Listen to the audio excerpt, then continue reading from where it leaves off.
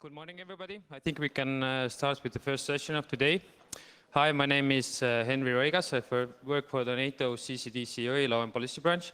I'm very glad to see such a high turnout after yesterday's social events. I hope you still feel energized. Today we have a great panel which will focus on the case of Ukraine. I think we can all agree that the Ukraine changed the broader geopolitical environment. But what are its implications if you think about cyber war, cyber conflict, how cyber means are used in a modern day conflict? This is what today's session will focus on. And the session directly links with an ongoing project of the center. So in the end of this year, we're planning to publish a book where we bring together experts who will focus and analyze different cyber-related aspects of the Ukraine crisis. And today in the panel, we have Dr. Kenneth Gears, who will be the moderator of the panel. He is also the editor of this book I just mentioned. Kenneth is a great friend of the CCDCOE. He used to work for the center and now holds the title of ambassador of the center. And he also works as a professor in the Taras Shevchenko National University in Kiev. So he's our man in Ukraine. On your left side, I'm very glad to see Keir Giles from the Conflict Studies Research Center. And yesterday we realized that he's a true veteran. I think since Ilves didn't participate this year, unfortunately, he holds the record and he has been speaking in CyCon, I think, already for 6 times, right? He promised last year not to participate this year. But fortunately, we are able to lure him in again, since I think your expertise on Russia is more relevant than ever. Next to Kenneth, we have Dr. Richard Baitlich. I think a great strategic thinker on cybersecurity and a well-known expert. I think most of you know the Tau Security blog. And both Keir and Richard are also providing a chapter to the book I mentioned. And last but not least, we have Ms. Margarita Geithner from the Swedish Defense University. And she already provided us a great article on Russian information warfare and the cyber aspects of it, focusing on the Ukraine crisis for the CyCon Proceedings book. And you'll find that article in there. That's it from my side. Thank you for coming. I'll give the word to Kenneth, and may your ideas flow. Thank you, Henry.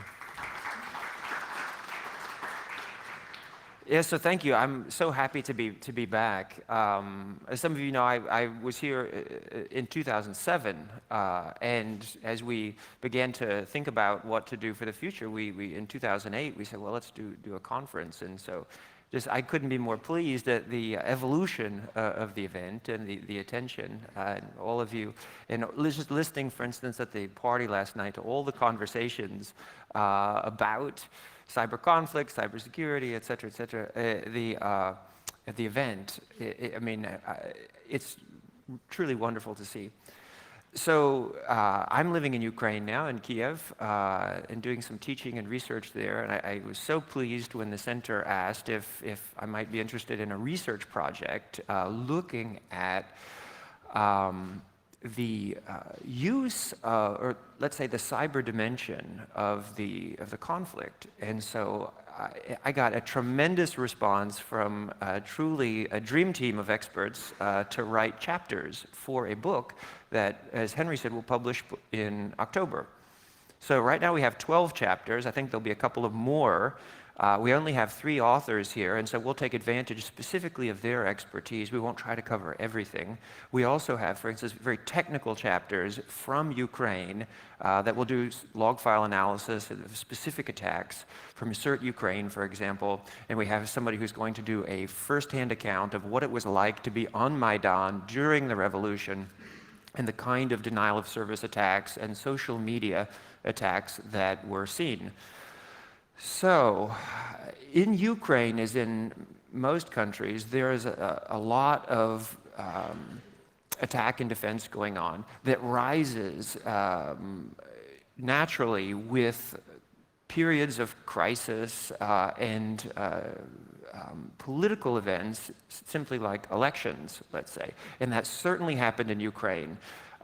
During the revolution, there was an intense period of denial of service attacks and even technical exploits to include zero-day events against not only the opposition, but also the government in both directions. So my idea for the book is not to be specifically focused on Russia or any other topic, but to have a bit of a reality check on the use of computer network operations to achieve political and military goals. So in the chapter, we'll have strategic parts, technical, and then we'll have takeaway for the future, specifically for NATO, on cybersecurity and information security and how to achieve better in the future. So I'm going to pass on to our speakers because I feel a little bit like I've been asked to manage Barcelona this weekend. And it's pretty easy job given the caliber of speakers and authors we have for the book. It's not difficult. So I'll pass it on to Keir Giles, who's going to talk a little bit about the geopolitical background and the meaning of the event going forward. Thanks, Kenneth. Thanks. Good morning, ladies and gentlemen. Yeah, Henry couldn't resist pointing out that this is my 6th time here. For the previous 4 presentations I've given, I was focusing rather monotonously on different aspects of the Russian approach to information and cyber warfare, their theory and their doctrine, what they were thinking, what they were planning to do, and whether we should be concerned about it. And to my profound relief this year, I don't have to give that presentation because they've transformed that theory and doctrine into action on a massive scale, which means that this year, finally, I'm not the only person talking about it. So yesterday afternoon, we had François Géret and Robert Brose outlining, helpfully, the framework of information operations in and around the Ukraine conflict. And in a few minutes, we'll have Margarita, who'll be sharing some of her incisive analysis on the current state of Russian thinking. But what I'd like to offer is some of our impressions of how the war is going. Whether Russia is succeeding in what it wants to do, whether the Western responses are adequate and appropriate, and how far we're getting in countering what Russia wants to achieve. Because in the conversations that we're having about this in European capitals and in NATO, we're encountering a strange mix, we think, both of excessive pessimism about what is happening and also of excessive optimism in some areas. And I'd like to cover each of those in turn. The pessimism often comes about because of the notion that this is a new problem that we are grappling with and we don't know where to begin, and therefore we don't yet have any idea how to respond to it. I would suggest that's no longer quite the case, because we do see responses being generated now at a national and an EU and a NATO level, and at a pace which by EU and NATO standards is actually quite rapid. So if we think back just to last September, we had SACEUR saying that the way to counter hybrid warfare was to wait while the frontline states withstood the initial onslaught, his words, not mine, while NATO went about undergoing attribution and figuring out who was actually doing the attacking. This can hardly be comforting words if you're a frontline state who's withstanding the initial onslaught is not measured in a particularly long space of time. Now we don't see any of that language at all. There is an entirely different narrative coming back from national level, EU and NATO. And there's a pattern that we've detected in the development of all those, which is the first step towards developing that is awareness, is actually being open and honest in public diplomacy about what is happening and the fact that something needs to be done about it. Because there is now a still slowly but definitely developing realization on all of those levels that pure cybersecurity and cyber defense is not sufficient to counter an enemy which is thinking in much broader terms, is thinking in holistic terms of information warfare and tools of influence, where cyber is just a facilitator for influence and eventually for reflexive control. So despite all of the fuss that we're hearing about so-called hybrid warfare and the so-called Gerasimov doctrine, both of which we think are dangerous terms and potentially misleading, very, very little of what we are actually seeing at the moment is new. Now, we heard yesterday Lee Armister saying that information operations are ancient. Yeah, that's entirely true. What Russia is doing is not new. There's the old Soviet approaches of subversion, active measures, agitprop. What is new is the vectors and tools that they are using to implement these measures. It looks new because of these new vectors and also because of our collective loss of institutional memory from what happened the last time we were confronting a problem like this. Russia doesn't suffer from that problem. They have had a continuity of thought about the nature of information warfare, which is unbroken since Soviet times, and they're not hampered by our lack of clarity, or lack of coordination, lack of vocabulary for describing what's been going on. And they benefit from 20 years of trial and error, testing out new ways of adopting the new opportunities of hyperconnectivity in order to implement their old ideas. So what we think of as cyber attacks in the past, the classic examples of Estonia 2007, Georgia 2008, Kyrgyzstan 2009, the one everybody forgets about, were just stages in an evolution of the approach that Russia is now deploying today, where the interface between kinetic and cyber operations and information influence operations has been honed, adjusted, and refined in a continuous process over that period. Even the tools themselves are not particularly new. We had Richard Brose yesterday saying cyber is new, which might come as a surprise to some people who've been looking at it for several decades now. Richard, on his blog, the Dow Security blog, which I would strongly recommend if you're not familiar with it, has an example of a book excerpt which outlines some current concerns from cybersecurity, which are entirely up to date, and he poses readers the challenge of identifying from which decade this excerpt actually came. I got it right, but I didn't get a prize, and we'll have a word about that later. But the key point is all of this has been around for a great deal longer than people coming to the discipline fresh tend to assume. We even had a question yesterday from the audience about the automation and machine-generated content as a tool for information warfare. Well, again, Russia has been thinking about this for some time, and at the crude level of Twitter bots, they have already found and tested and adjusted and refined a role for the automated side of information warfare within their overall scheme of these overlapping and complementary facets of the campaign that they're deploying. So the implication of this is that because this is not new, we do have a basis to work from in terms of how to counter what is going on at the moment. Lee Armistead again yesterday referred to USIA, and in my country the equivalent is the Information Research Department, branches of government which were specifically tasked with identifying and countering disinformation campaigns. At the moment, that expertise is already available, but it's outsourced. It's gone to non-governmental organizations, volunteer organizations like Bellingcat, like the Interpreter Mag, like as of last night, the Atlantic Council has got on board. These are functions which used to be within government as part of a defensive policy of strategic communications and something which can be revived. We also hear that we need a new lexicon, a new vocabulary, new models for understanding information operations, but here too, I would argue, we do have a basis because there has been a lot of work in understanding and exploiting influence in Iraq, in Afghanistan, in counter-radicalization, in dealing with information warfare of the kind that we are seeing now on the internet, but in an Islamic, not a Russian context. So the experience is there, the models are there, the terminology even has been developed in these small cells within governments that are tasked with undertaking these operations and have been doing it already for a decade. There have been studies of the role of social media for destabilization, for intelligence gathering, for regime change in the Arab Spring.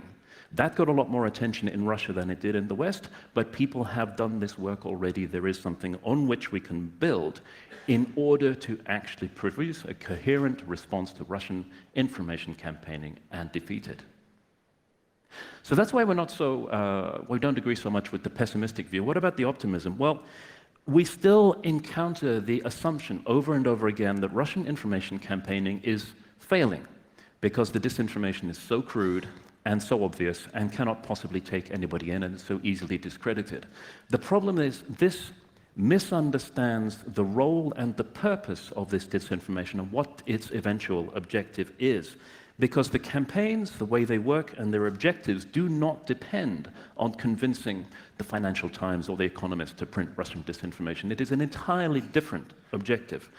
Yesterday we had Sven Sarkov pointing out an information warfare success generated from the stage during one of the presentations. And it is that penetration of Russian narratives imperceptibly, the more subtle ones, the less obvious disinformation, that allows Russia to achieve implementation and penetration from opinion space into the decision-making space of Western governments, and that is their ultimate objective.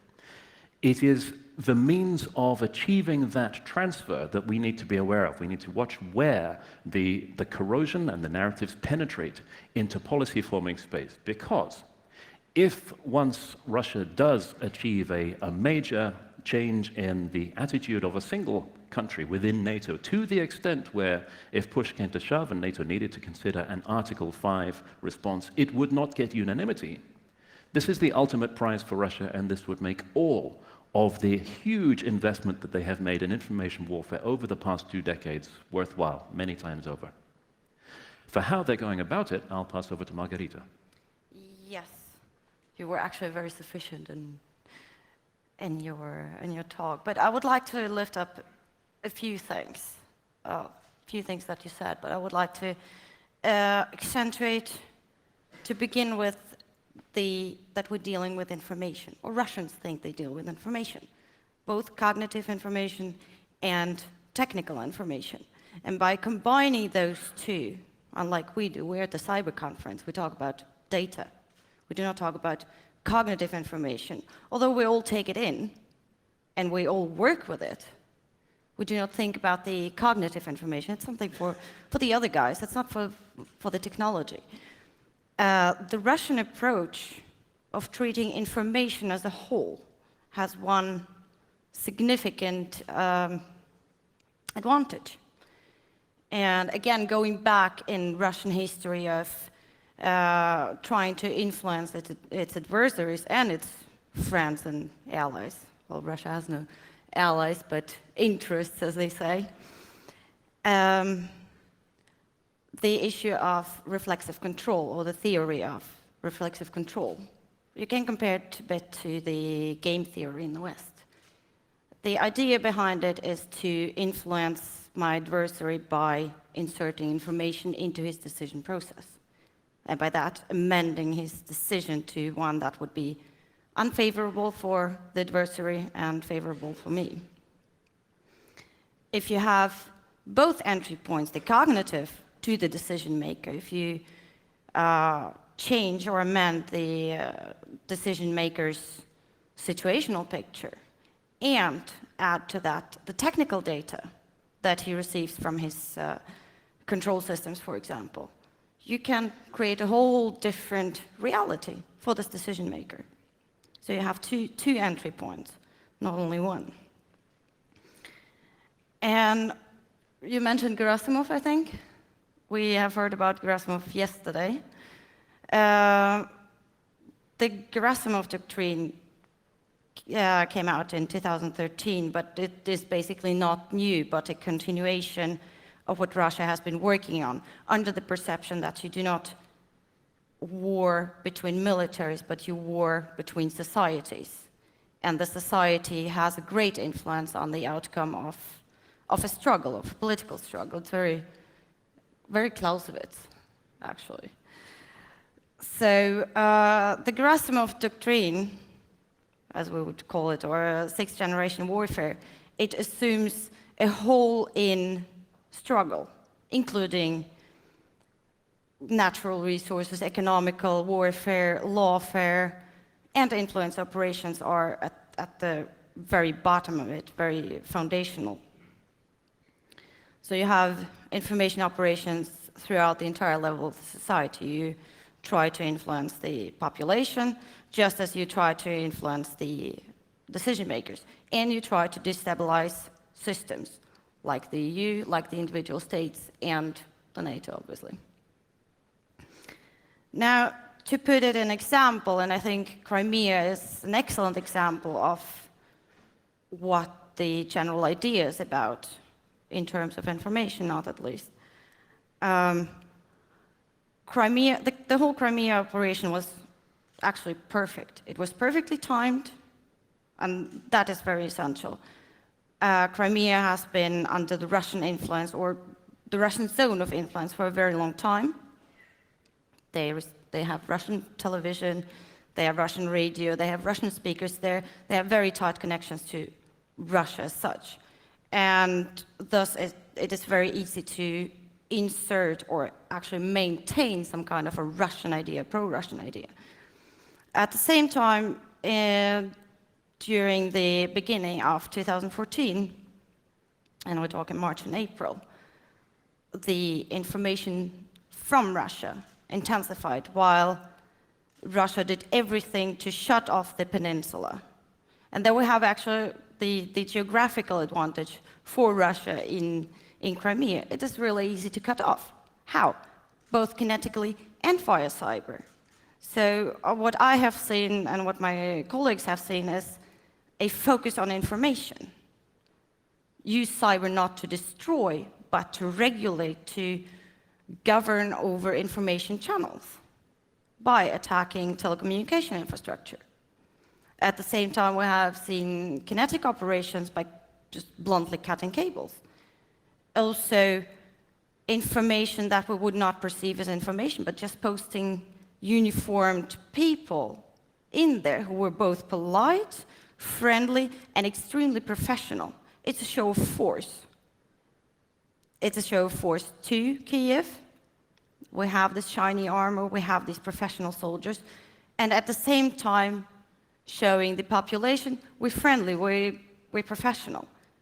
And Russia, what Russia does, it uses all this. It uses images, it uses the cyberspace properties, social media, to disperse that picture all over the place. And it also uses social media and the cyberspace to create a diffusion. Kind of a foggy picture. Yeah, we do know it's Russians, but we actually don't.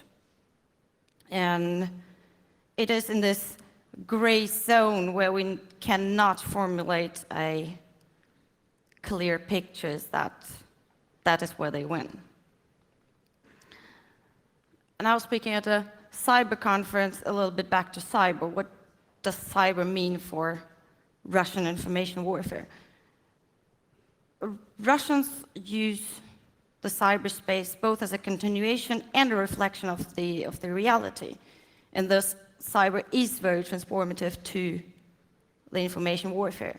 But again, it's all not new, just yet another platform. And we have to, from the information warfare side, we have to understand the cyberspace. We have to understand how it works, how information is dispersed all across the world, basically. What the cyber part has to understand is that activities in cyberspace have an informational value, and that it is sometimes about the informational value of the cyber activity, not about breaking things. So with that, I would leave off to more cyber. Great. Well, I'd like to start by thanking Kenneth for inviting me to participate in the book and for being on the panel, and for NATO for holding this conference and the center for organizing it. The topic that really interested me listening here and then preparing for this was that idea of information. I've noticed that in the West, there's been a collapsing of the idea of I guess, cyber. I started in the field in the 1990s in the US Air Force as a military intelligence officer, and I was stationed at the Information Warfare Center in San Antonio, Texas, where General Hayden was the commander. And even just the name of the center, Information Warfare Center, that's not what it's named these days. So what we've seen is a change from this large idea of information warfare that included the computer element, psychological operations, a bigger picture like we've heard from the first two speakers. And now it's collapsed down to this idea of cyber, which some people define as being larger, but for the most part, especially I've noticed in the West, at the end of the day, it seems to be about software. And you saw this with Admiral Rogers' talk on Wednesday morning. What did he talk about for next generation thinking or defense in this space? He talked about changing from signature-based technology to non-signature-based technology. So right there, you see that the focus tends to be on software, which is not necessarily how our adversaries think. I do a lot of work and a lot of research wearing my Mandiant hat, my FireEye hat, which is my day job, on the Chinese threat. And they have a similar view of this space as do the Russians. You know, the Chinese think in terms of informatization. They don't think in terms of cyber. So I try to think of ways to counter this because there's very good descriptions of what's happening, but what is the way we can come up with approaches to deal with this problem? And that's where the title of this event was interesting to me. It involves architecture. I think there's been a lot of talk about technical architecture, but there hasn't been enough talk about human architecture. And there's a couple of elements of human architecture that we can draw on. One of them is history, and another one is strategy. I'm a historian by trade or training. I graduated 21 years ago from the Air Force Academy with a degree in history. And the problem we have in the cyber world is that there is no history. In fact, most everyone thinks that cyber began whenever they got into the field. So I'm not sure if our naval midshipmen are here, but I'm pretty sure they think cyber began now that they're in the service. If you're a commander, cyber began the 2 years ago when you took your job. And yet, as we heard from our earlier speakers, this has been going on forever. If you go to my blog and you look at the survey that I did, you'll find that the excerpts that I have from a book I just read are decades old, and they apply perfectly to today. So history is something that we can draw upon, but it's tough to say, well, let's just use history against our adversary. So a related field to history is strategy. And when you think about strategy, at least from my perspective, coming from the United States, we tend to think in terms of the strategy is which vendor I'm going to purchase software from. My strategy is to buy Cisco and I'm fine, or whatever. And unfortunately, that's not necessarily a strategy. That's thinking from the bottom of the process. In other words, using tools. And we need to start at the top of the process, what is the goal we're trying to achieve? And if you're even to think, what is the goal we're trying to achieve with Ukraine and Russia, I think there'd be lots of different arguments about what that goal actually is. But that's where you need to start. You need to say, what is the goal? What is the policy we're going to follow with a goal at the end of it? Below that level in strategic thinking comes the realm of strategy. Now, this is how you're going to apply various resources or means, and you're going to use them in certain ways to achieve your objective. And that's where the level of strategy comes in. Below that, you have campaigns or operations. These are activities that you pursue over days, weeks, months, or even years to accomplish your strategy, which will hopefully result in accomplishing your goal. And this is another area where I think we run into problems. Our adversaries often think in terms of a longer time frame. They think in terms of, what am I going to be doing over the coming months? What am I going to be doing over the coming years? Where in the West, particularly in the United States, you hear the terms speed of light, or network speed, or we need to defend the network in using automation and instantaneous results because it has to be as fast as an electron. Now, that's just not true in my perspective. Anything that's strategically significant that occurs in cyberspace is not instantaneous. You think about the Stuxnet attack. It took months of reconnaissance, development, implantation, infiltration, manipulation to achieve a kinetic effect.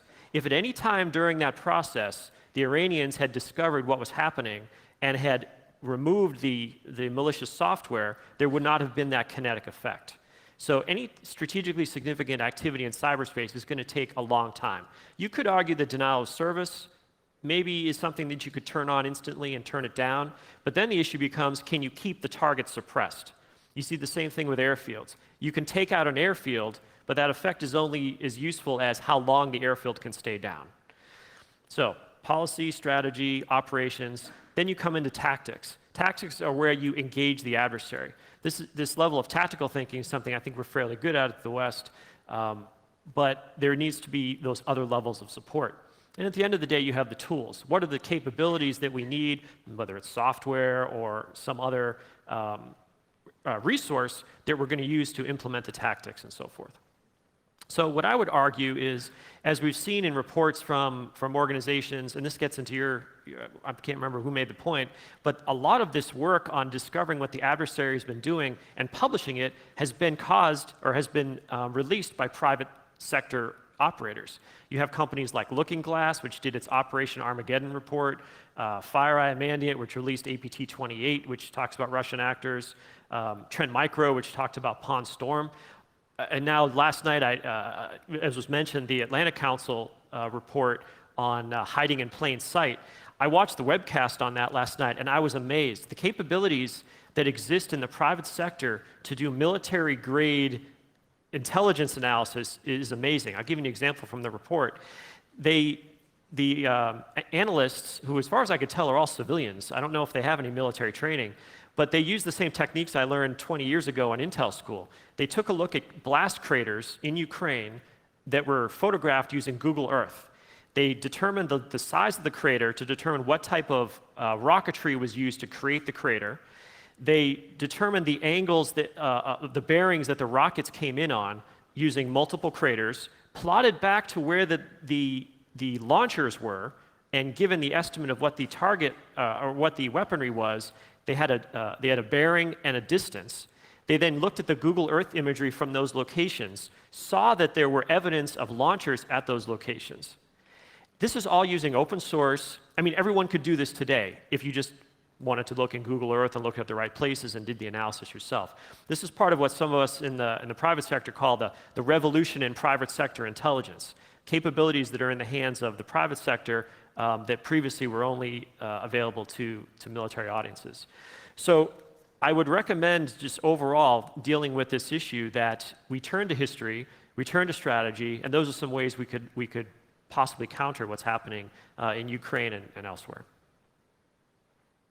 Thank you all very much. And one of the things we want to do in this session is leave as much time as possible for questions from the audience. So please get those ready. In the meantime, I'll ask maybe a couple just to kick it off. One of the things that analysts say about Ukraine, the crisis there, is that there has been an absence or a dearth of cyber attacks of note. And so I'd like for you to comment on that and give your thoughts on why that may be the case. And in your opinion, has there been attacks that we have overlooked? Or is cyber war today more hype and myth than it is reality? There are a number of reasons why it doesn't look the way people were expecting when the Ukraine conflict first started. There was cyber Armageddon was promised, but hasn't happened. There are different factors behind that. There are technical ones, there are societal ones, there are political ones. One of the fundamental ones is that the integrated nature of the Ukrainian and Russian both infrastructure and information societies is such that Russia did not need very much to attack what it already owned. So you do not need to target, for example, the email accounts of Ukrainian government officials if most of them are already hosted on Russian mail servers. But at the same time, there is a level of cyber activity which spikes during the heightened periods of conflicts and also seems to abate during the so-called ceasefires. Some of Ken's own work through FireEye actually tracks this. The malware activity that is indicating what is going on spikes at particular times. But the key point is that all of the cyber activity, the so-called pure cyber activity that we have seen to date, is purely a facilitator for broader information warfare aims. What we see here is incidents which take place in the cybersphere or at the interface between cyber and kinetic, which have an overall objective which is unrelated, as Margarita said, to just breaking stuff in cyberspace.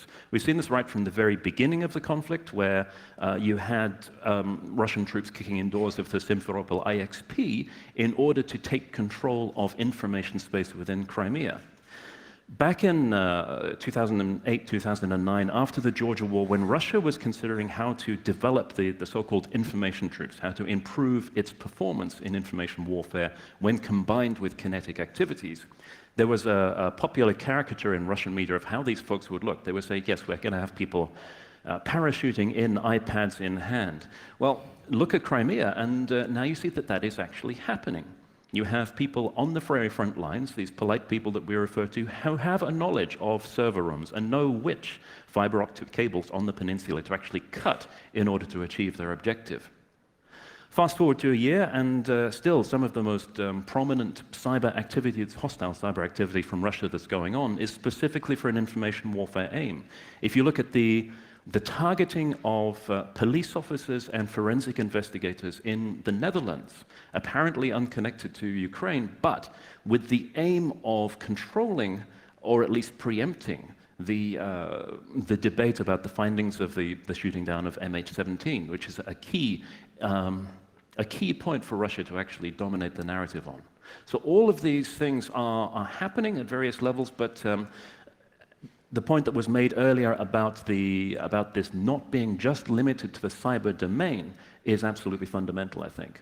And another related concept is whether or not we are at cyber war, whether this can be counted as cyber warfare. Now, over the years here at CyCon, we've had definitions of what constitutes a state of cyber war given by some highly respected individuals and also a number of lawyers over the years. But all of them, I think, can be compared to the state of mind of the combatants that you have in Ukraine at the moment. Not only does the activity track what is happening in real life, but they observe ceasefires and they consider themselves to be at a state of war in Ukraine, actually a civil war. You have these popular movements getting together to defend Ukraine against Russia in those areas where the state defense is perceived to be deficient. I would suggest that that constitutes like a state of cyber warfare. Well, actually, if you listen to some Kremlin-aligned Russian theorists and scholars, we are at war with them. We're at an information war. And again, going back to Russia defining cyber as a part of information, so maybe we are at a cyber war. But I would generally agree with that there is activity. There's a lot of activity, but it is part of information war. And maybe we have run an information operation on ourselves into thinking that we will see some kind of breaking things Armageddon and completely miss the part of what does it do to the society, what does it do to our impression of what's going on, and how does it fog our picture of the events, and how does it stop us from acting or reacting in a manner that would maybe solve, maybe not solve the issue. I think those points are key. We have a mental model of what cyber war looks like. We think it involves DDoS to deny important services like banking and that sort of infrastructure. We think that it might involve website defacement, maybe a few other areas. When those activities that do occur, like physically seizing ISPs and servers and such, don't fit into that model, we say, oh, well, apparently it's not happening. So one of the benefits, I would say, of this environment is that we're going to get exposure, hopefully, if we document enough of these activities, to find out what will it really look like. I remember taking a indications and warning class when I was a lieutenant, and it listed, here are all the activities that if you see happening, if enough of them occur, there's a good chance that someone is going to invade your country.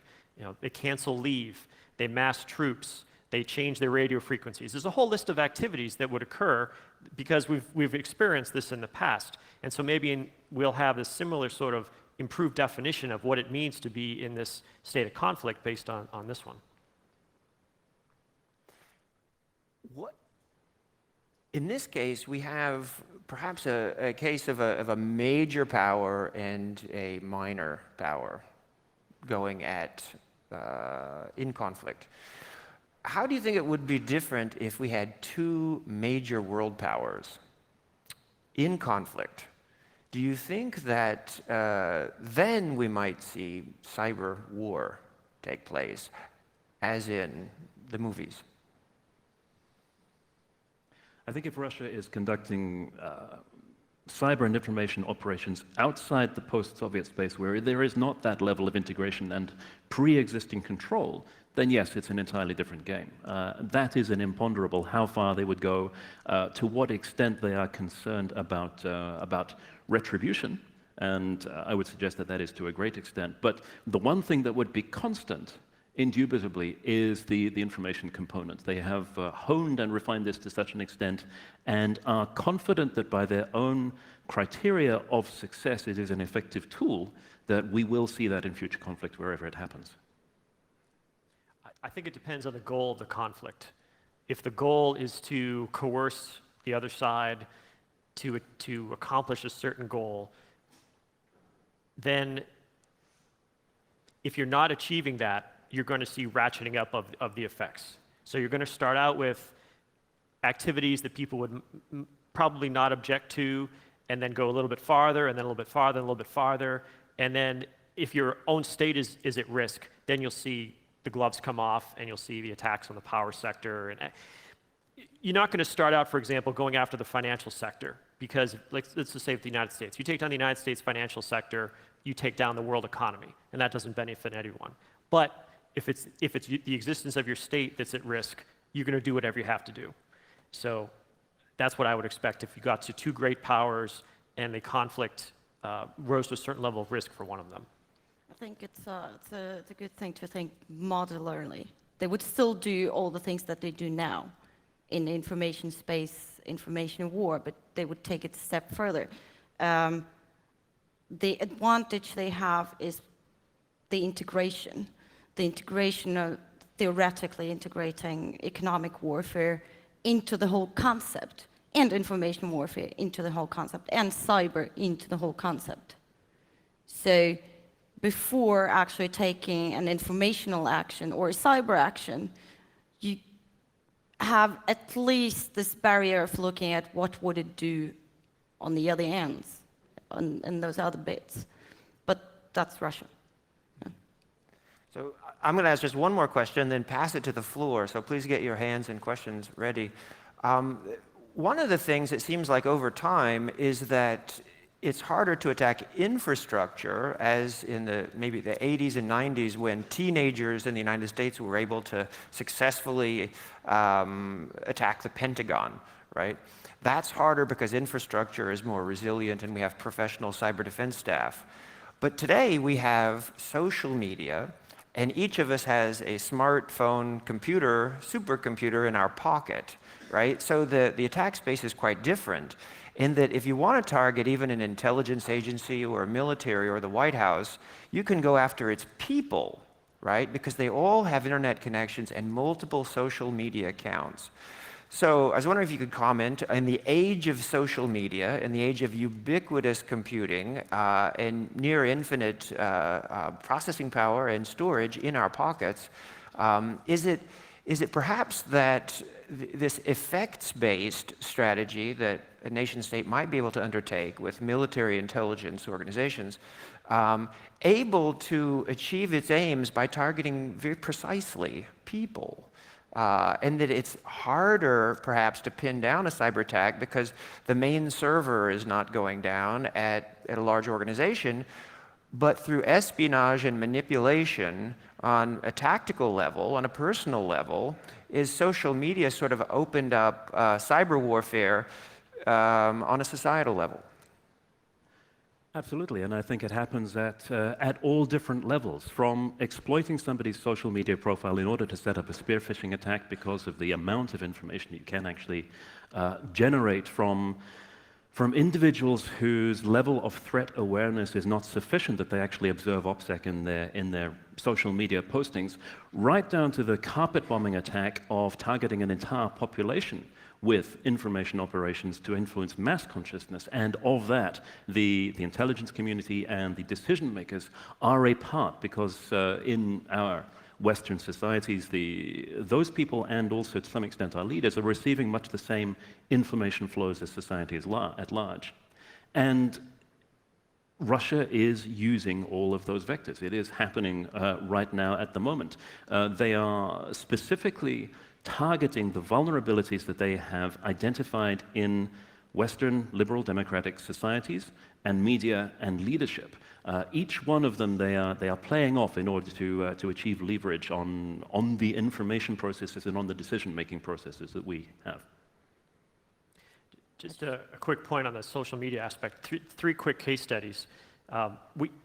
We don't have enough experience yet with knowing the bad effects of targeting people on social media, but there's three examples I'd like to bring up. The first one, Mandiant's APT1 report. We identified individual specific Chinese PLA actors because they were accessing their Facebook accounts while they were attacking Western targets. So they were going through systems that we had instrumented. We saw them checking their Facebook accounts, and we identified who they were by name. Now, that doesn't happen as much anymore because the adversaries learn that they shouldn't be doing that. Second example is something that we saw, or I saw last night at the Atlantic Council report. Looking at social media, they were able to identify an individual Russian soldier who 3,000 miles east of the front began posting pictures, talking about where he was going to be deployed, and they tracked him using the pictures that he was posting and matching up his surroundings with locations on maps to watch his deployment into Ukraine. The third one is ISIS naming American soldiers and saying, watch out, so-and-so, we know where your kids go to school, we know where your wife works, where your husband works, etc., and trying to essentially intimidate them into changing their behavior. This is one of the things, I guess, that's kind of fairly new, this targeting of individuals to try to influence a military campaign. And I don't think we really understand what to do about it yet, other than to tell everyone to don't use social media in that way. We know, we were talking this morning about bans by the Russians on doing the same sort of thing, and the Americans have bans, and the Chinese are implementing them as well. If I can just have one more quick point there. There is an important point there about the level to which we have been equipped to counter Russian disinformation. Let's take the example of Russian troops in Crimea, Russian troops in Ukraine. Are they or aren't they? It is only now, over a year later, that we're getting this the momentum behind people at all levels of government and society actually being able to admit publicly that they are there and counter the Russian narrative. It took the EU over a year to start to refer to Russian troops in Ukraine in their official communiques. So yes, the Atlantic Council thing last night made a big splash, but on day 3 of the seizure of Crimea, there was already available this information. There were photographs on social media of Russian special forces operators who, one or two of them had forgotten to remove their name tags from their body armor. Trace that back through social media, find out which unit they're from. The information was already available, but at the time, the Russian information operations had taken Western media in particular by surprise to such an extent that it was not able to be reported. So again, it comes back to my main point, which is that awareness is the key and most important weapon for dealing with this. Awareness and honesty about what we're dealing with. I would just like to add the aspect of deception. Russian strategies dating back to probably Putin's first term, as I have it black and white in my memory, push towards using domestic software and domestic platforms, domestic version of Facebook, which would be Vkontakte.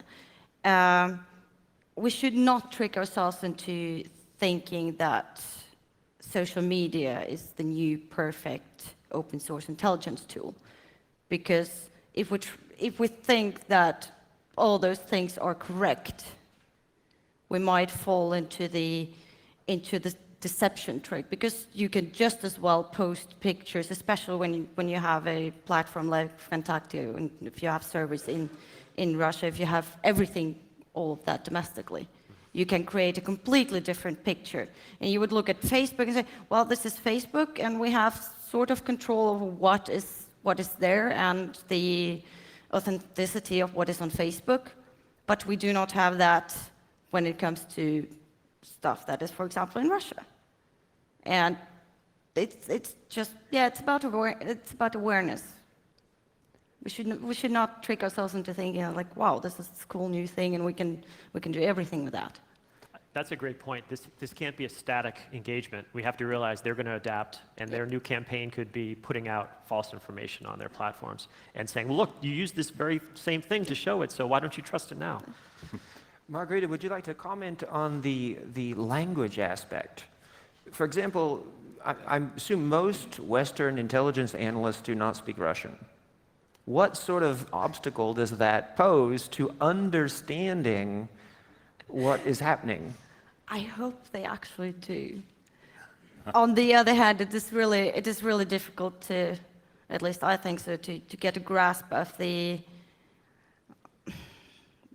non-said things. You have to have a very good insight into the Russian culture, even to understand the Russian language. So it's not like learning to code. You have to actually live it in a way. And I do think it's an obstacle, because even I sometimes have difficulties actually understanding if this. They say A, but does it really mean A? No, is it sarcasm? Is it this and that? And it has long historical trails of using humorous things to describe horrible things, for example. I think that one is fairly known, but I think it is fairly difficult for a non-Russian.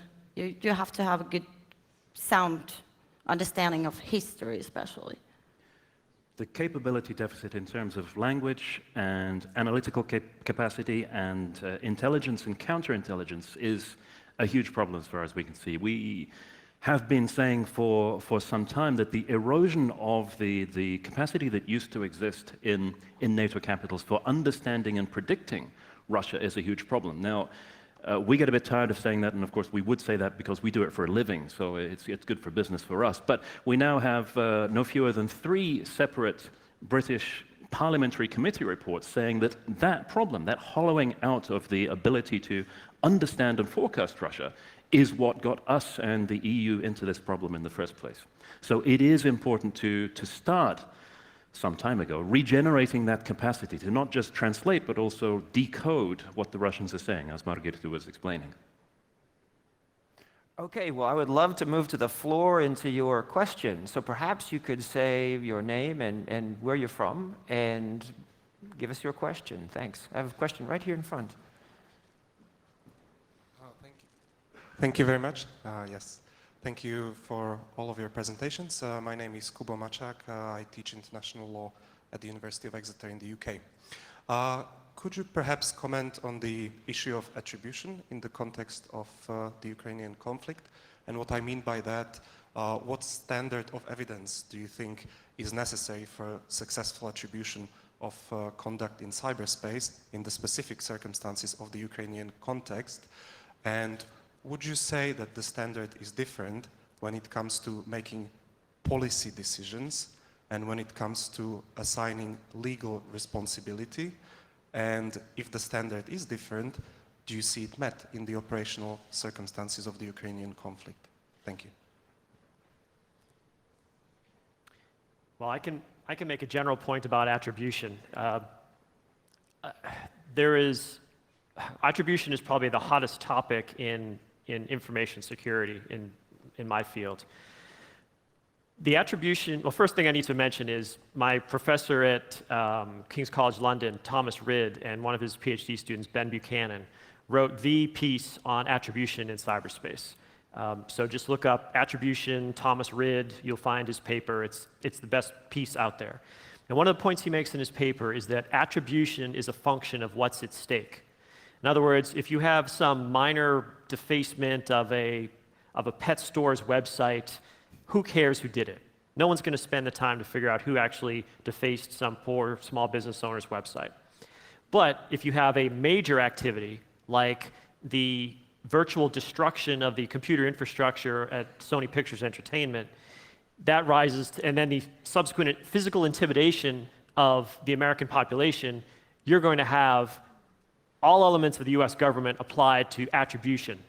And you're going to leverage capabilities that you're not going to use in other situations. So for a strategically significant event, you're going to get solid attribution out of the United States because of the capabilities that Mr. Snowden revealed 2 years ago. As to whether or not the United States or other Western countries would want to show their hand and say, we know who this is because of the following reasons, I'm not sure that that would be the case. And I don't even know if the material exists in this arena to do that same level of attribution when you have so much physical effects to look at. You don't have to worry about where did this packet come from and what router it passed through and who is controlling the server. That is an important point. Attribution is another conversation that is being had at this conference year after year. And as you pointed out, there are different standards that you might wish to apply for a legal basis, a policy basis, a countermeasures basis.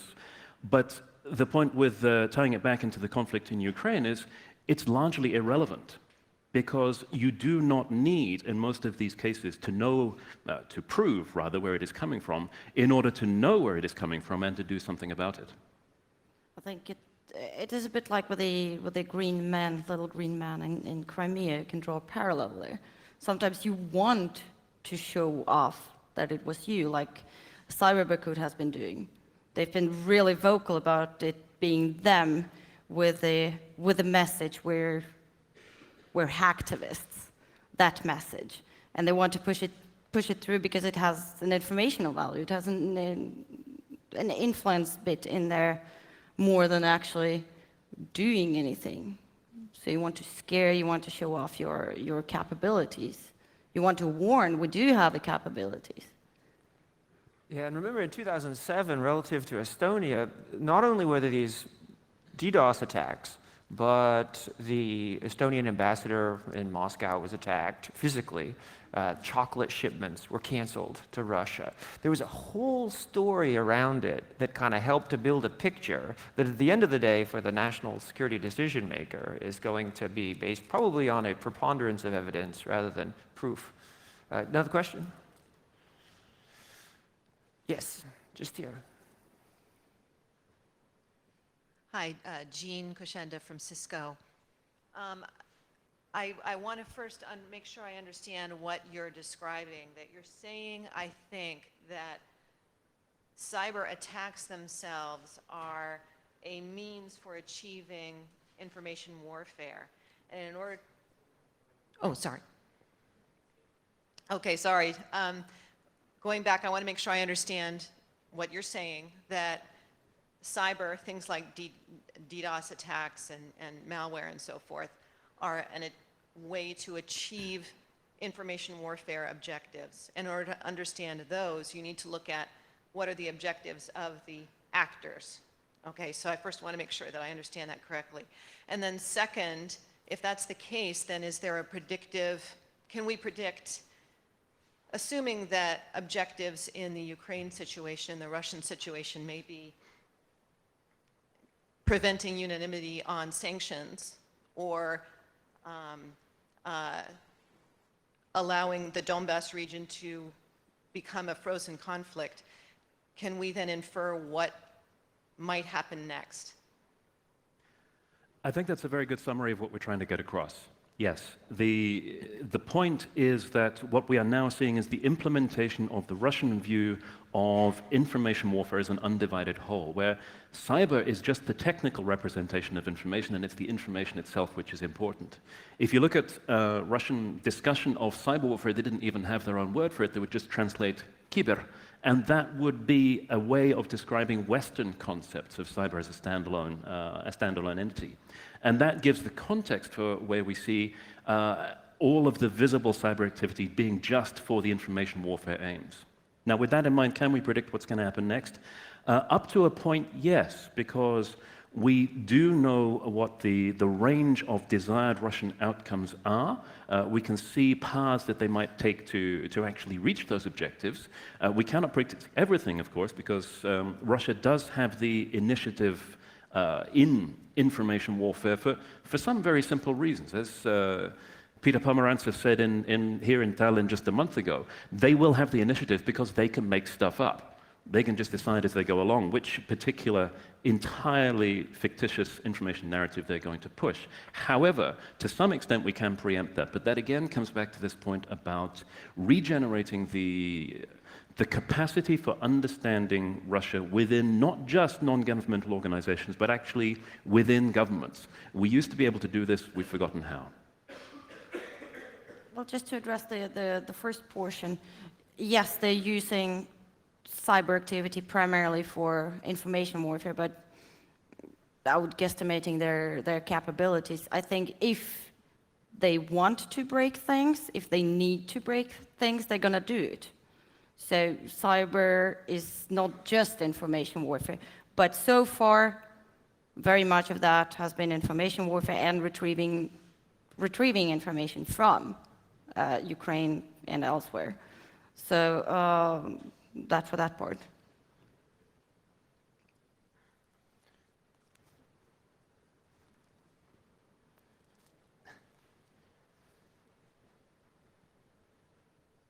Hi, Wing Commander Smeaton from the EU military staff.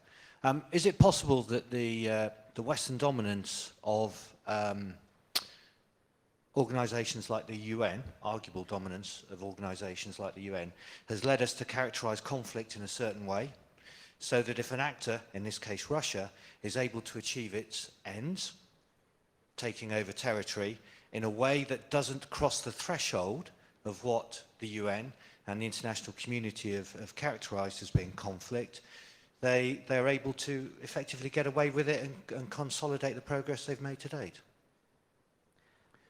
So you hit on an interesting point there. One of the reasons I would imagine that they've structured their activities is to not trigger those thresholds.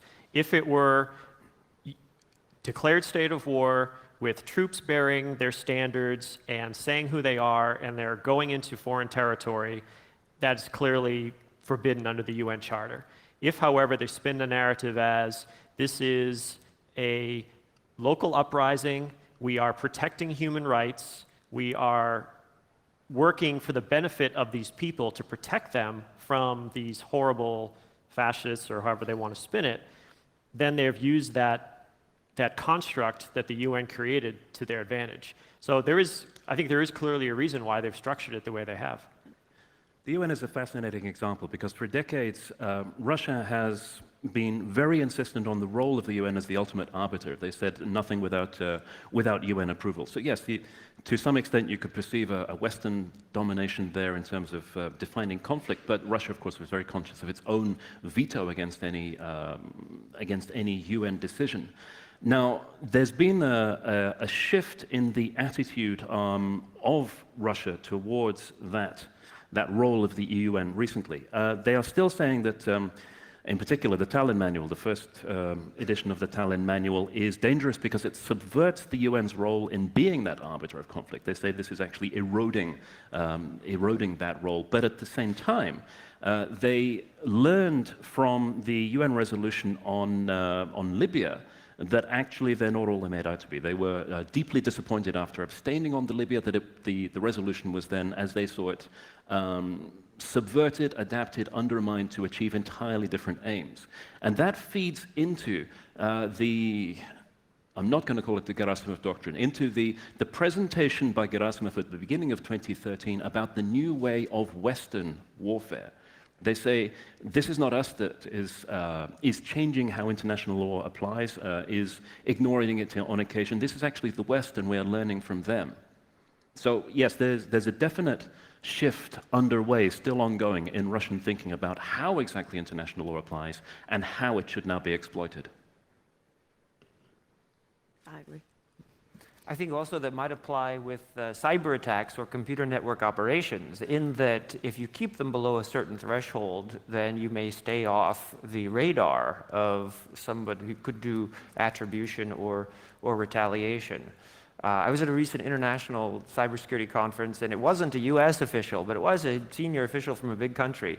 And he said that the current thinking in offensive operations is to keep it below the threshold of a conventional military attack, and then all things are possible. So that was an interesting comment. Next question. Yes, just back here. 2/3 of the way back.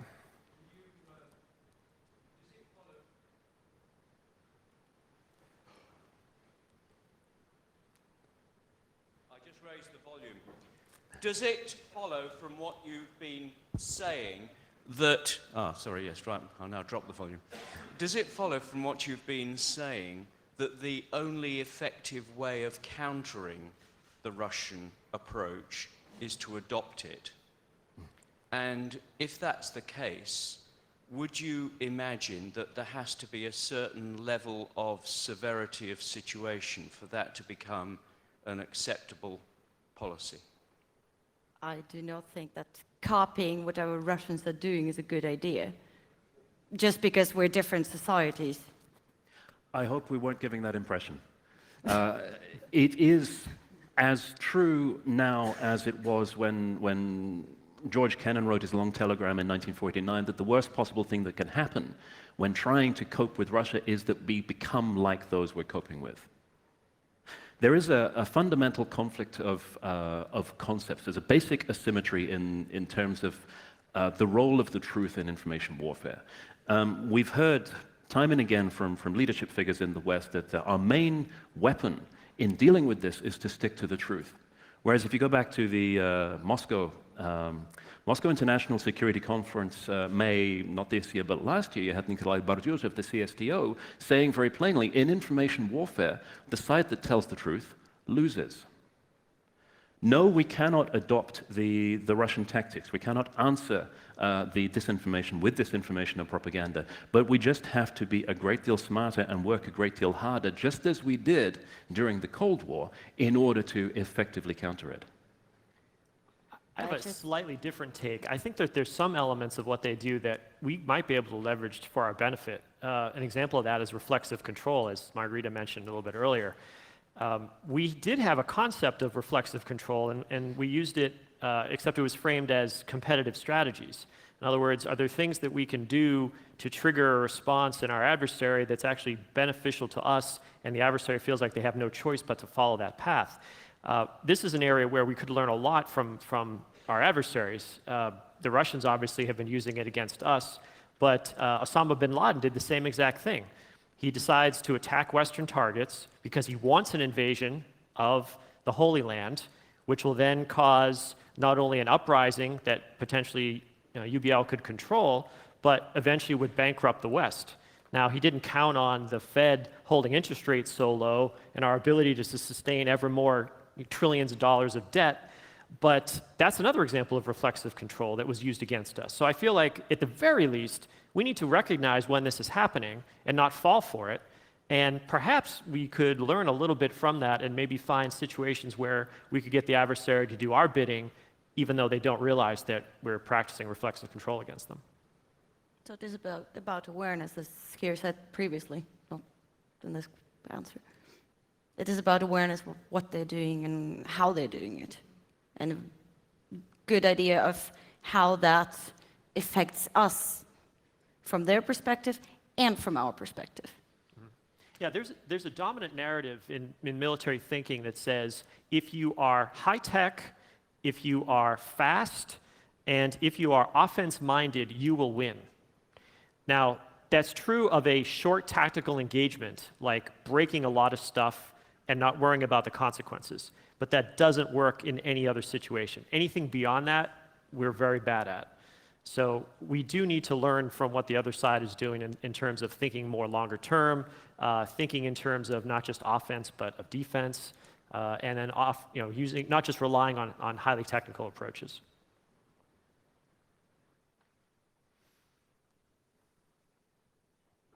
I mean, just as another quick point, I was fascinated to hear that operatives were seizing servers in rooms as part of the information warfare strategy. How would we have thought about that in the West? Okay, we need to develop an O-Day, and we're going to drop it into the server, and we're going to cause it to shut down. And no, you just go in there with a person, and you seize the hardware. Right? Yeah. Oops, are we on? Alexander Klimberg. I just wanted to follow up on the previous comment. Did you say that we should be practicing reflexive control? That is, of course, the paradigm that the Russians are operating under. So just to be clear, are you advocating that we engage in the same type of practice as the Russians or not?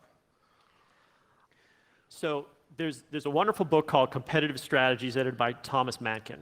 And I just finished reading it, and putting that together with what I learned about reflexive control from Tim Thomas, I realized that one of the things that these American strategists, looking at primarily the conflict with China, were advocating was reflexive control. So at the very least, at a minimum for me, and this is just me speaking as myself, not for Brookings or FireEye or anything, I think we need to understand it, and I think that in the context of, say, a competitive strategies approach, that there is some value in potentially using it against an adversary. It would be nice to be able to exercise reflexive control against Russia, although we would not call it that. It would come under some other definition of InfoOps, information activities, and so on. But the challenge, of course, is that Russia has, as part of its overall information warfare strategy, done an exceptionally good job of, as they put it in their doctrinal terms, securing national information space. In other words, we could not possibly achieve the degree of penetration into Russian society and into Russian decision-making circles that would be required to exercise the kind of reflexive control that we see coming back at us. That's a process which has been ongoing for maybe 5 or 6 years and has suddenly accelerated over the last 18 months. There's a sudden pickup, especially since Crimea. It is not the case that Russian information space is now hermetically sealed in the way it was during the Cold War, but it is still exceptionally difficult to get messages in there. Well, I also think you have to have a very deep insight into the decision-making process. Again, yada yada, historical perspective, cultural perspective, and so on. And as you said, there isn't even enough personnel who speak Russian. So bad reflexive control is very, very bad. It can actually just be turned around and shot right back at us and result in even worse scenario. I think one of the problems we have, especially in the United States, is that there are a whole suite of tools that we just don't even know about anymore. We don't even think about them, because since World War I, and especially since World War II, we just rely on technological superiority, industrial might, size of the army to achieve our objectives. And guess what? That's not working very well. If you go back way far in the United States' history there, and you go back to, say, the Revolutionary War, did we win the war because of Yorktown? By the way, sorry, I'm not trying to, my British counterpart here. We're not trying to, we didn't win the war at Yorktown. We actually won the war in Parliament. Once Parliament realized that they didn't want to support the war anymore, that's when the United States won. So people in the US, they take a look at a battle and they think that's when we won, but really we won a political objective in another country's parliament. No one, I think, in the United States thinks that way anymore, because we have all these other tools that we've used for the last 70 years. Even though we heard yesterday the example of the end of the bombing campaign against Milosevic. After 50-odd days of bombing, what eventually was the final push that made it work? It was information operations. Now, the Russians would start the other way around. Okay, next question, right here. Hello, Jan Priisalu from CCDCOE. And I wanted to bring back this old question of using the humor, the jokes in the Russia right now, on the political jokes, are very funny and at the same time very evil. And to me actually it's creating this kind of channel that you cannot actually close. Is there some kind of way actually to use it? It would be just as effective now as it was during Soviet times, but I know this is a theme we keep coming back to, but how exactly would we generate jokes in Russian when we don't have any Russian speakers left to do it?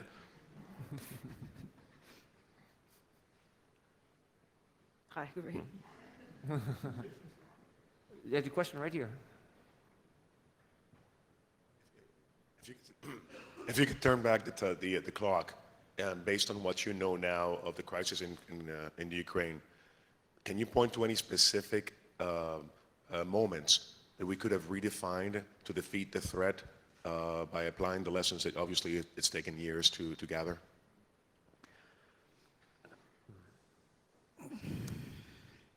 First of all, by predicting and preempting that this was a possibility and not being surprised by it. Back in my office, I have a stack about so big of reports from from fairly respected think tanks, including FOI in Sweden, including IFRI, saying immediately after the Georgia War, okay, all the pointers are that Crimea is going to be next. Now, nobody could say exactly when that was going to happen, but all the same, it should not have been a surprise. So assessing what the Russian options are and preempting them by actually making it clear that we are prepared for this eventuality and will take countermeasures if something antisocial happens, will actually head off those decision paths already. Because Russia is still, at this stage, not in a situation where they would wish to risk a full-on confrontation with NATO, which is why they seek alternative means of achieving their objectives. So, again, understanding, forecasting, and then actually having the wherewithal, the preparation, the commitment to actually demonstrate that you will respond to Russia in the only terms that Russia actually does understand, which is a substantial force resistance. Well, actually, listening to what Putin has been saying would have been enough. Because as things started to get hot in early 2014, like, yeah, but he's been talking about this, and he's been talking about that, and he's been talking about Crimea being part of Russia for a long time. So he's doing something that he's been talking about since mid-2000s-ish. So we should have been listening, but then on the other hand, we have the question of commitment by the West, by NATO, by the EU, and so on. How much do we actually want to get involved in that? Richard mentioned indicators and warnings. They are different now from when we were trying to figure out when they were going to come pouring through the Fulda Gap, but they still do exist. There are precursors to Russian action. And one of the main ones is in the information space. It is information preparation of the battle space. It is ramping up the narrative domestically and in the target audience to prepare to do something antisocial and make it acceptable. So we can watch for that. We can see the preparations, even though the lead time now is less than it used to be, and it ought to be possible to take steps accordingly.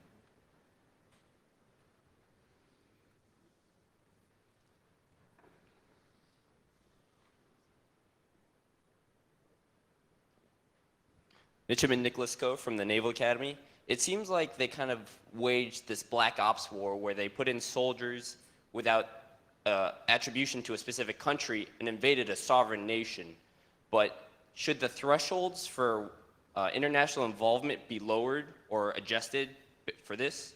Because it seems like you could wage war without attributing it to somebody.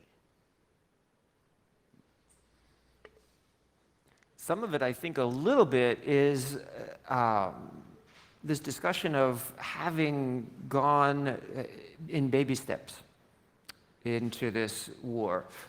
Before we left the States, before I moved to Kiev, I remember hearing somebody important saying, any tank that crosses the border will be a major international crisis. I think it's clear now that there are Russian forces and hardware in Ukraine, but they've come at it maybe in baby steps. And so the line in the sand is moving, unfortunately, red lines, and that's maybe some psychology there, maybe some taking away of autonomy on the part of the defender. So maybe you can comment on it. Well, there are a number. Sorry, Maria. It's about individual interests as well. Do we want to commit to anything for Crimea? Yeah. As individual countries, as the EU, as NATO, as any alliance, do we even want that? So, based on that, the line will be drawn. I think that's one of the reasons why it would be a mistake to look at Crimea and think you're seeing the beginning of a trend. First of all, the extent of political or treaty obligations to support Ukrainian territorial integrity and sovereignty. Yes, arguably there were some, but not anything that any Western power was prepared to go to war with Russia over. Secondly, the extent to which the tactics used during the seizure of Crimea are probably unrepeatable. Not just because the non-attribution issue is now blown. You can't have any the little green men. Next time they pop up, everybody will know instantly where they come from, and more importantly, they'll be able to say publicly where they're coming from without the necessity for attribution to cyber scales. But also thinking about where they were moving from and to in Crimea, the operational setup was so unique, where they had these bases scattered across the peninsula and could move in the additional special forces over the period leading up to 28th of February, really with very little opposition. That's not going to happen in any current NATO member. It's going to look very different next time. I have a question here in the middle. Could I just talk about incrementalism for a second? I see incrementalism at work in the South China Sea and the East China Sea right now. The declaration of an air defense identification zone. On the face of it, no one's going to go to war over that, but it changes the nature of the relations slightly. I'd highly recommend listening to the audio of the P-8 talking to the Chinese Navy as they are flying over these islands that are being built up into airstrips, and now there's weapons being loaded onto these islands. If paratroopers had landed and seized this situation, that might be a little bit different, but no, not if you're just building up some sand, then you add a runway, then you add weapons, and before you know it, there's going to be a garrison, then there'll be radar, then there'll be missile batteries, and we'll say, how did this happen? You're seeing something similar in terms of staying below a threshold with the white hulls versus the gray hulls. So, you know, gray hull, that's a warship.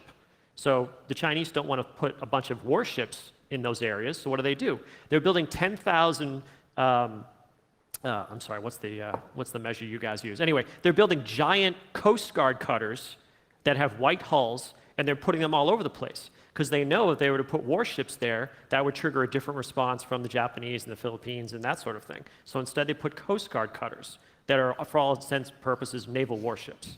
So you're seeing in other places this incrementalism, staying below thresholds that people would recognize as being a problem in order to achieve a long-term objective. Thank you for a very interesting panel, Sensako from Estonian Ministry of Defense. I have a couple of comments. First, on a hybrid warfare as such. I think we should, I think it is overused. It's a bit like a post 9/11, everything was asymmetric. Wherever you looked, there was something asymmetric. Now everything is hybrid. There is nothing new in any country using in conflict all its different tools and leverages it has, which is really key, I think, on 2 points. In this non-linear warfare of Gerasimov is that this is about preparation of battlefield. Someone pointed that out, which is constant work. But eventually you have a battlefield, meaning conventional forces or special operation forces are engaged. Without that, you just have, let's say, the normal state of affair, which is always preparing for the next war.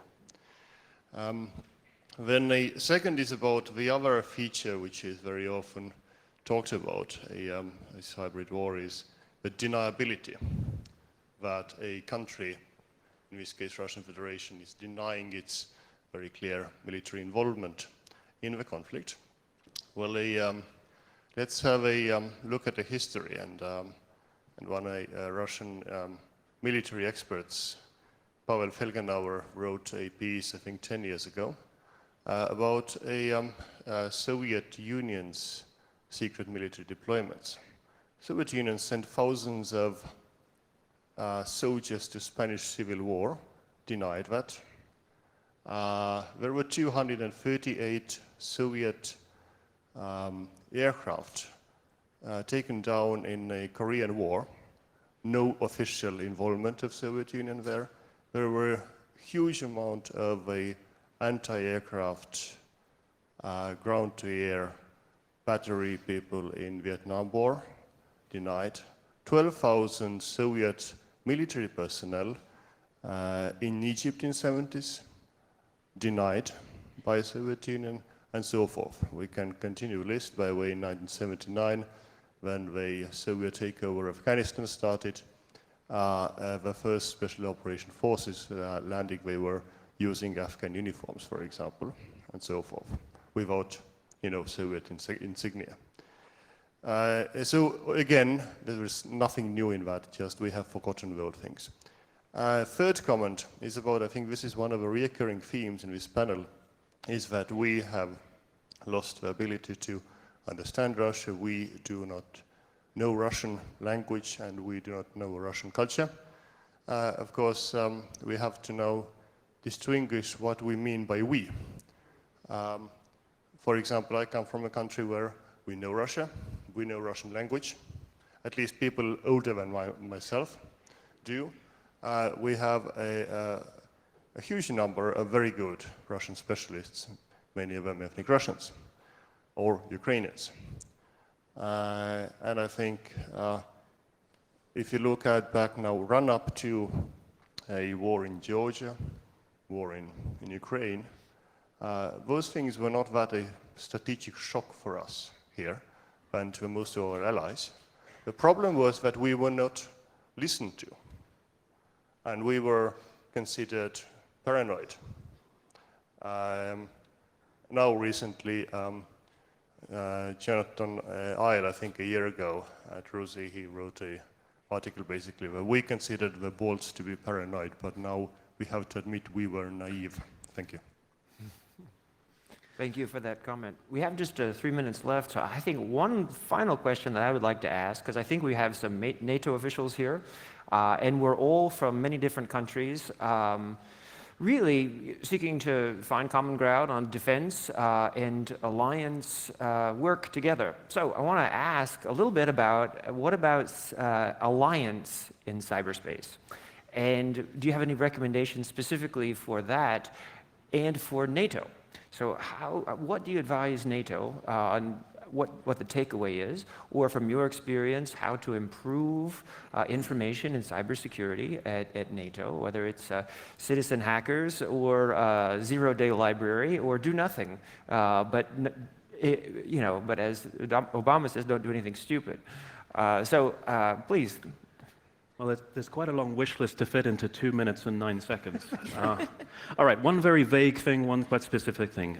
The vague overall thing, the absolute fundamental crucial thing is maintaining alliance unity, because that is what Russia wishes to divide. They are fully aware that no individual NATO member, apart from the United States, can withstand Russian pressure. Therefore, they will work very hard to split the alliance, and that has to be at the front of everybody's minds within NATO.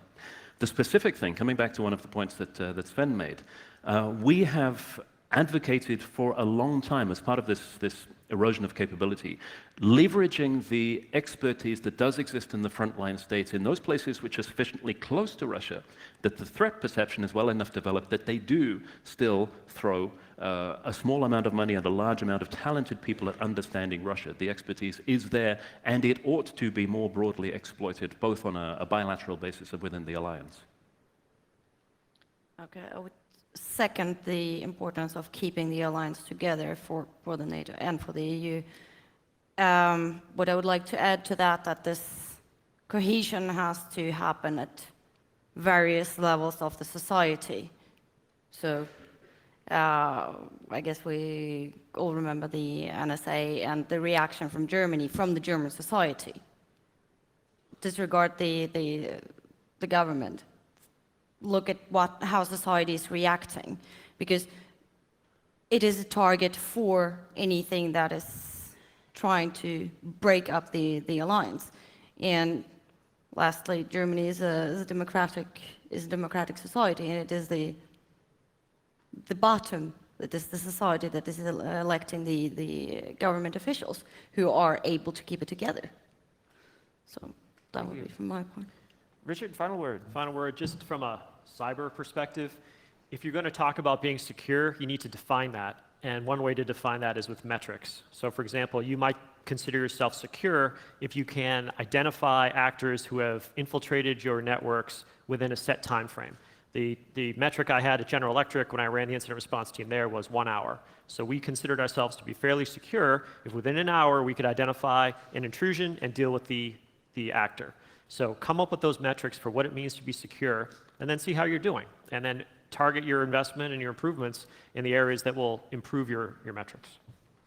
Thank you all very much for coming, and I'm sure they might entertain questions over coffee as well. Thank you very much, and have a good Friday.